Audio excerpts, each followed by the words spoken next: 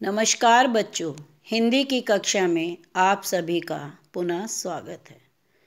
आज की कक्षा में हमारे अध्ययन का विषय आपकी पूरक पुस्तिका बाल महाभारत का पाठ 3 अम्बा और भीष्म है। पिछले अध्याय में बच्चों हमने भीषण प्रतिज्ञा वाला अध्याय पढ़ा था, जिसके अंदर बताया गया था कि देवव्रत ने क्या भीषण प्रतिज्ञा की जिसके कारण उनका नाम भीष्म पड़ा। आज हम पढ़ेंगे अम्बा और भीष्म के विषय में। तो चलिए बच्चों, पहले हम इस पाठ का अध्ययन करते हैं। सत्यवती के पुत्र चित्रांगद बड़े ही वीर परंतु स्वेच्छाचारी थे। एक बार किसी गंधर्व के साथ युद्ध हुआ, उसमें वह मारे गए। उनके कोई पुत्र न था, इसलिए उनके छोटे भाई विचित्रवीर्य हस्तिनापुर की राजगद्दी पर बैठे।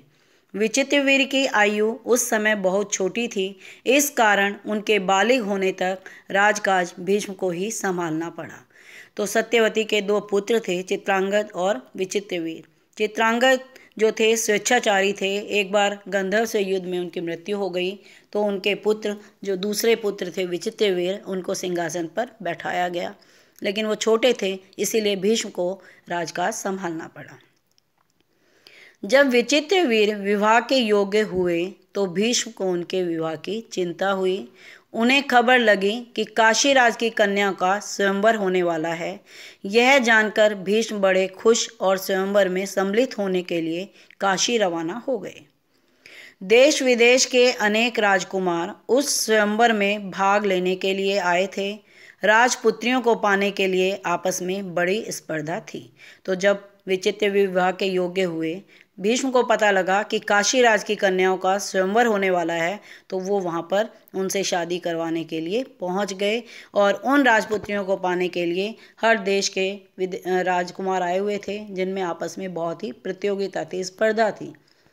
क्षत्रियों में भीष्म की प्रतिज्ञा की प्रतिष्ठा अद्वितीय थी। उनके महान त्याग और भीषण प्रतिज्ञा का हाल सब जानते थे।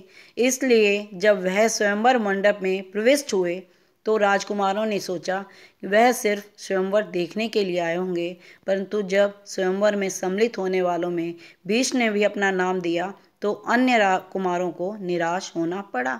उन्हें क्या पता था कि दृढ़वर्ती भीष्म अपने लिए नहीं वरन अपने भाई के लिए स्वयंवर में सम्मिलित हुए हैं। अब जैसे ही वहाँ भीष्म पहुँचे तो उनकी जो प्रतिज्ञा थी भीषण सबको पता थी, जो त्याग उन्होंने किया था। तो इसलिए वहाँ जो राजकुमार बैठे थे उन्हें कोई परेशानी नहीं हुई।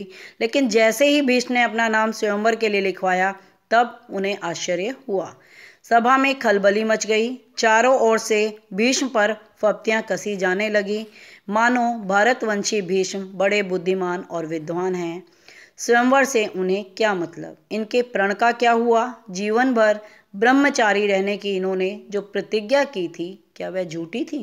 इस भांति सब राजकुमारों ने भीष्म की हंसी उड़ाई। यहाँ तक कि काशीराज की कन्याओं ने भी भीष्म की दृष्टि से दृष्टि फेर ली, अवहेलना सी करके आगे की ओर चल दी। भीष्म इस अवहेलना को न सह सके। उन्होंने सभी राजकुमारों को हराकर तीनों राजकन्याओं को बलपूर्वक रथ पर बैठा लिया और हस्तिनापुर को चल दिए। सौंप देश का राजा शाल बड़ा ही वीर था। काशीराज की सबसे बड़ी कन्या अम्बा उस पर अनुरुक्त थी और उसको मन ही मन अपना पति मान चुकी थी। शाल्व ने भीष्म के रथ का पीछा किया और रोकने का प्रयत्न किया। इस पर भीष्म और शाल के बीच घोर युद्ध छिड़ गया। भीष्म ने उसे हरा दिया, किंतु काशीराज की कन्याओं की प्रार्थना पर उसे जीवित छोड़ दिया। अब जब भीष्म ने अपना नाम स्वयंवर के लिए लिखवाया तो सभी उन पर फप्तियां कसने लगे कि इन्होंने ये प्रतिज्ञा की थी कि आजीवन ब्रह्मचारी रहूंगा, तो इनकी क्या हुआ। उस अपमान जब जैसे ही वो वहाँ पहुँचे तो काशीराज की कन्याओं ने भी उनकी तरफ से निगाह फेर ली और उन्हें ये बहुत अपनी बेइज्जती लगी और इसको वो सहन ना कर सके, तो उन सभी राजकुमारों को हराकर बलपूर्वक उन्होंने राजकन्याओं को अपने रथ में बैठाया और हस्तिनापुर की तरफ चल दिए।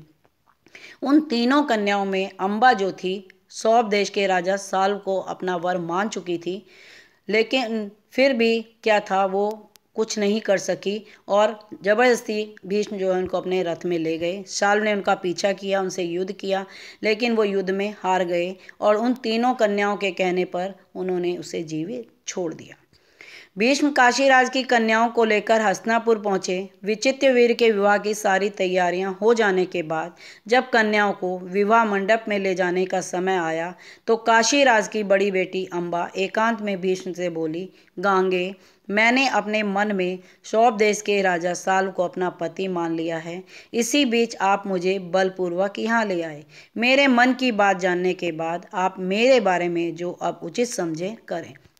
अब जब हस्तिनापुर जाने के बाद विवाह की तैयारियां होने लगी तो शाल्वराज की जो अंबा थी उसने भीष्म को एक तरफ बुलाया और बताया कि हे गंगा पुत्र, मैं जो हूँ सौंप देश के राजा साल को अपना पति मान चुकी हूँ और आप मेरा अब जो चाहें उचित समझे वो करें। तो भीष्म को अंबा की बात जची। उन्होंने अंबा को उसकी इच्छा अनुसार उचित प्रबंध के साथ शाल के पास भेज दिया। अंबा की दोनों बहनों अंबिका और अंबालिका का विचित्रवीर के साथ विवाह करा दिया। अब जब अंबा ने भीष्म को यह बात बताई तो उनको ये बात उचित लगी और उन्होंने उसको सौंप देश के राजा साल के पास वापस भेज दिया।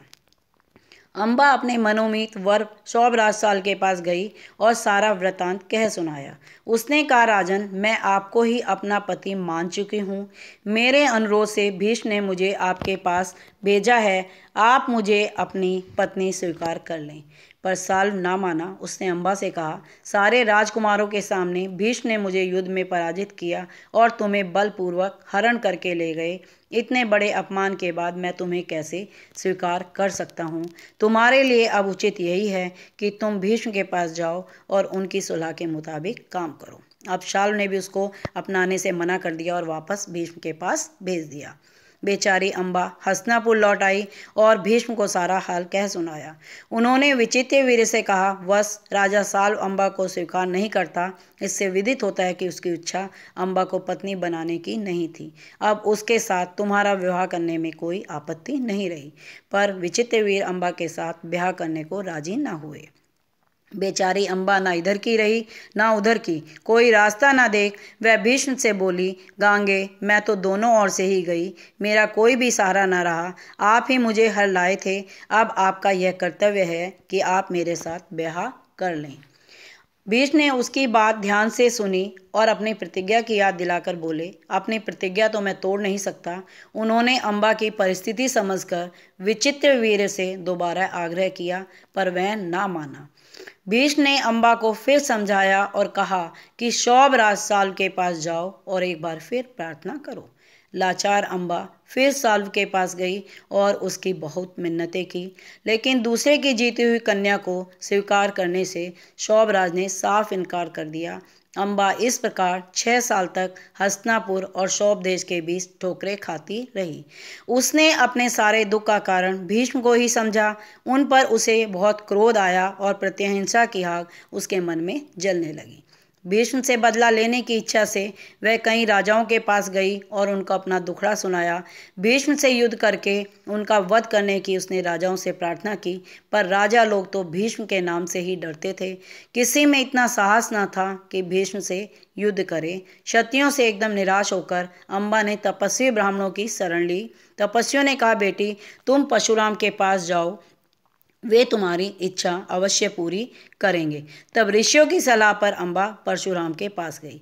तो अब अंबा जो है राजा महाराजाओं के पास गई, ऋषि मुनियों के पास गई, सबके पास गई। उन्होंने किसी की बात किसी ने उनकी नहीं सुनी और अंत में उन्हें यही सलाह दी गई कि वो परशुराम के पास जाए। अंबा की करुण कहानी सुनकर परशुराम का हृदय पिघल गया। उन्होंने दर्याद स्वर में कहा, काशीराज कन्या, तुम मुझसे क्या चाहती हो? अंबा ने कहा, ब्राह्मण मीर, मेरी प्रार्थना केवल यही है, आप भीष्म से युद्ध करें। मैं आपसे भीष्म के वध की भीख मांगती हूँ। और अंत में परशुराम को उन पर दया आई और उन्होंने कहा, तुम मुझसे क्या चाहती हो? तब उन्होंने बताया कि मैं चाहती हूँ कि आप भीष्म के साथ युद्ध करें। परशुराम को अंबा की प्रार्थना पसंद आई। बड़े उत्साह के साथ वह भीष्म के पास गए, उन्हें युद्ध के लिए ललकारा। दोनों कुशल योद्धा थे, धनुष विद्या के जानकार भी। दोनों ही जितेंद्रिय और ब्रह्मचारी थे। समान योद्धाओं की टक्कर थी। कई दिनों तक युद्ध होता रहा, फिर भी हार जीत का निश्चय न हो सका। अंत में परशुराम ने हार मान ली और उन्होंने अंबा से कहा, जो मेरे वश में था कर चुका, अब तुम्हारे लिए यही उचित है कि तुम भीष्म की ही शरण लो। पर अम्बा ऐसी बातों से कब विचलित होने वाली थी। उसने वन में जाकर फिर तपस्या शुरू कर दी और तपोबल से स्त्री रूप छोड़कर पुरुष बन गई। उसने अपना नाम शिखंडी रख लिया। जब कौरवों और पांडवों के बीच कुरुक्षेत्र के मैदान में युद्ध हुआ तो भीष्म के विरुद्ध लड़ते समय शिखंडी रथ के आगे बैठा था और अर्जुन ठीक उसके पीछे। ज्ञानी भीष्म को यह बात मालूम थी कि अम्बा ही शिखंडी का रूप धारण किए हुए है, इसलिए उन्होंने उस पर बाण चलाना अपना वीरोचित प्रतिष्ठा के विरुद्ध समझा। शिखंडी को आगे करके अर्जुन ने भीष्म पितामह पर हमला किया और अंत में उन पर विजय प्राप्त की। अब भीष्म आहत होकर पृथ्वी पर गिरे, तब जाकर अम्बा का क्रोध शांत हुआ। तो किस प्रकार अम्बा ने जो है अपने क्रोध का बदला लिया। उसने शिखंडी का तपोबल के कारण शिखंडी का रूप धारण किया। और किस लिए किया ये रूप? क्योंकि भीष्म जो है कभी भी किसी स्त्री पर हथियार नहीं उठाते थे। ये उनकी वीरता के विरुद्ध था। और इस प्रकार अम्बा ने शिखंडी का रूप धारण करके अर्जुन के माध्यम से भीष्म पितामह पर हमला करवाया। और भीष्म ने जब बाण नहीं चलाए तो अर्जुन ने उन पर बाण चला दिए और उनको आहत कर दिया। और इस प्रकार जो है अम्बा का क्रोध शांत हुआ और उसने अपना बदला जो है भीष्म पितामह से लिया। तो बच्चों, ये आज के अध्याय में हमने पढ़ा कि अम्बा और भीष्म कि अम्बा ने किस प्रकार अपना बदला जो है भीष्म पितामह से लिया। तो बच्चों, आप इसका अध्ययन करेंगे और इसमें से कुछ छोटे छोटे प्रश्न छांटेंगे जिनके उत्तर आप स्वयं लिखेंगे। धन्यवाद बच्चों। नमस्कार।